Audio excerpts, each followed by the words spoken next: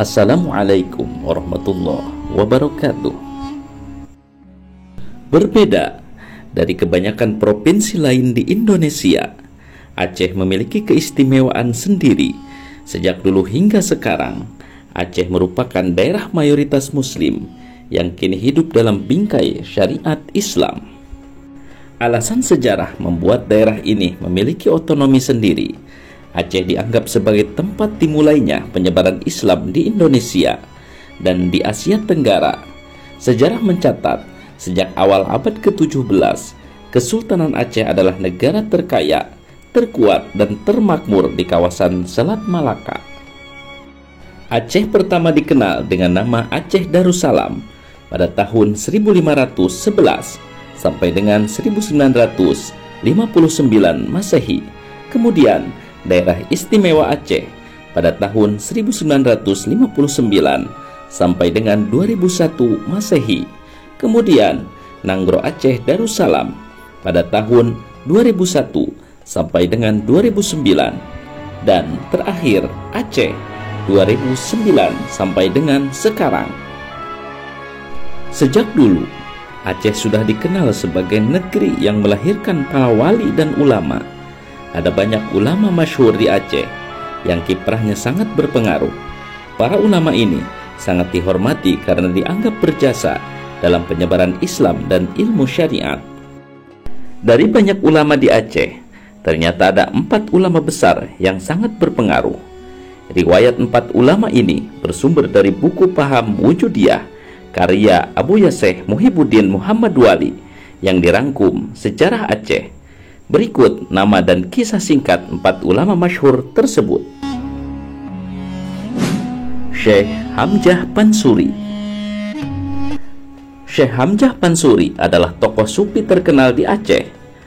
Beliau lahir di Pansur, Singkil, Aceh. Beliau hidup pada zaman pemerintahan Sultan Alaiddin Riayat Shah IV tahun 1589 sampai dengan 1604 atau 997 sampai dengan 1011 Hijriah, hingga awal pemerintahan Sultan Iskandar Muda, Mahkota Alam. Beliau merantau untuk menuntut ilmu hingga ke Jawa, semenanjung Tanah Melayu, India, Parsi, dan semenanjung Arab. Beliau ahli dalam ilmu fikih, tasawuf, falsafah, sastra, mantik, sejarah, dan lain-lain, serta fasih berbahasa Arab, Urdu, Parsi, di samping bahasa Melayu dan Jawa. Syekh Hamzah Pansuri dan Syekh Samsuddin Sumatrani merupakan 2 tokoh sufi yang sepaham dan hidup lebih dahulu dari 2 ulama terkemuka lainnya yang pernah hidup di Aceh, yakni Syekh Abdurraub Singkil Pansuri dan Syekh Nuruddin Araniri. Riwayat hidupnya tidak banyak diketahui. Ia diperkirakan telah menjadi penulis pada masa Kesultanan Aceh, Sultan Alaiddin Riayat Shah IV. Beliau menyebutkan Sultan Alaiddin selaku Sultan yang keempat dengan Said Mukamil sebagai gelarnya. Syekh Nawi mengisyaratkan beliau lahir di tanah Aceh. Konon, saudara Hamzah Pansuri bernama Ali Pansuri, yakni ayah dari Abdurraub Singkil Pansuri. Ketika pengembaraannya selesai dari Kudus, Banten, Johor, Siam, India, Persia, Irak, Mekah, dan Madinah untuk mencari ilmu ma'rifat terhadap Allah Subhanahu wa Ta'ala, ia kembali ke Aceh dan mengajarkan ilmunya. Mula-mula ia berdiam di Barus, lalu di Banda Aceh, yang kemudian ia mendirikan dayah atau pesantren di Oboh Simpang Kanan Singkil. Di pesantren itulah ada yang mengatakan antara Singkil dan Rundeng. Beliau dimakamkan tepatnya di sebuah pekuburan di desa itu. Syekh Samsuddin As-Sumatrani. Beliau adalah tokoh ulama besar dan pengarang di Aceh. Nama lengkapnya ialah Syekh Samsuddin bin Abdillah As-Sumatrani, sering juga disebut Samsuddin Pase. Ia adalah ulama besar yang hidup di Aceh pada beberapa dasawarsa terakhir abad ke-16 dan 3 dasawarsa pertama abad ke-17. Gurunya ialah Syekh Hamzah Pansuri dan pernah belajar dengan Pangeran Sunan Bonang di Jawa. Beliau menguasai bahasa Melayu, Jawa, Parsi, dan Arab. Antara cabang ilmu yang dikuasai ialah ilmu tasawuf, fikih, sejarah, mantik, tauhid, dan lain-lain. Pada masa pemerintahan Sultan Alauddin Riayat Shah IV dan Sultan Iskandar Muda, beliau memegang jabatan yang tinggi dalam Kerajaan Kesultanan Aceh. Beliau dilantik sebagai penasehat kepada kedua sultan tersebut. Beliau juga pernah diangkat menjadi Qadi Malikul Adil, yaitu satu jabatan yang terdiri dalam Kerajaan Aceh. Orang penting kedua dalam kerajaan. Beliau juga menjadi Ketua Balai Gading, balai khusus yang dianggotai 7 orang ulama dan 8 ulai balang, di samping menjadi Syekh Pusat Pengajaran Baitur Rahman. Sekalipun mengikut paham aliran tasawuf wahdatul wujud, namun beliau berlaku adil dalam menjalankan hukum-hukum yang dipatwakannya. Keahliannya diakui oleh semua pihak termasuk Syekh Nuruddin. Beliau meninggal dunia pada tahun 1630 Masehi di zaman Sultan Iskandar Muda.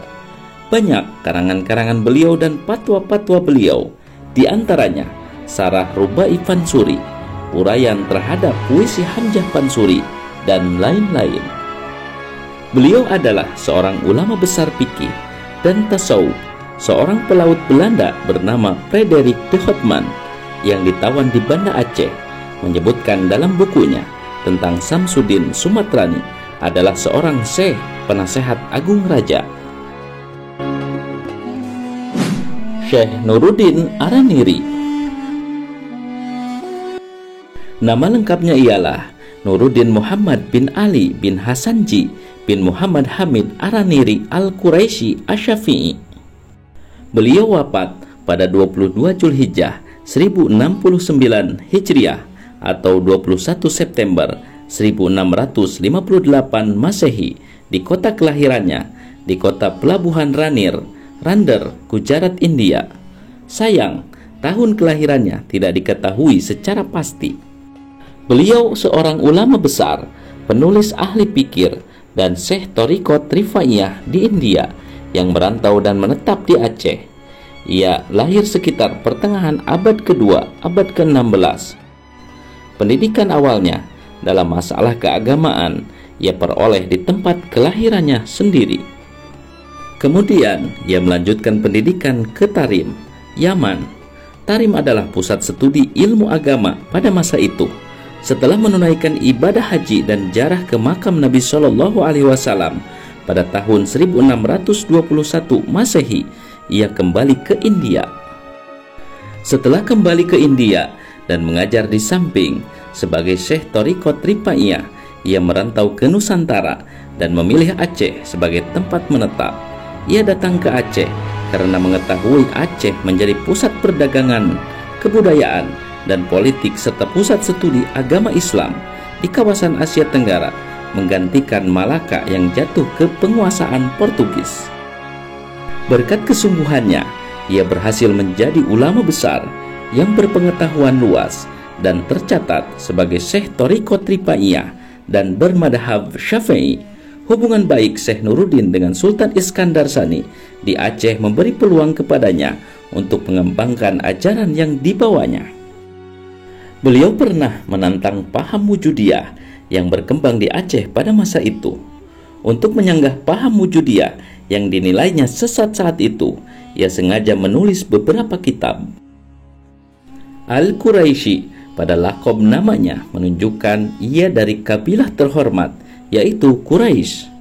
Beliau bertorikot dengan Thariqat Rifaiyah, menunjukkan bahwa tidak ada perbedaan antara beliau dengan Syekh Hamzah Fansuri, Syekh Samsudin Sumatrani, dan Syekh Abdul Raub As-Singkili.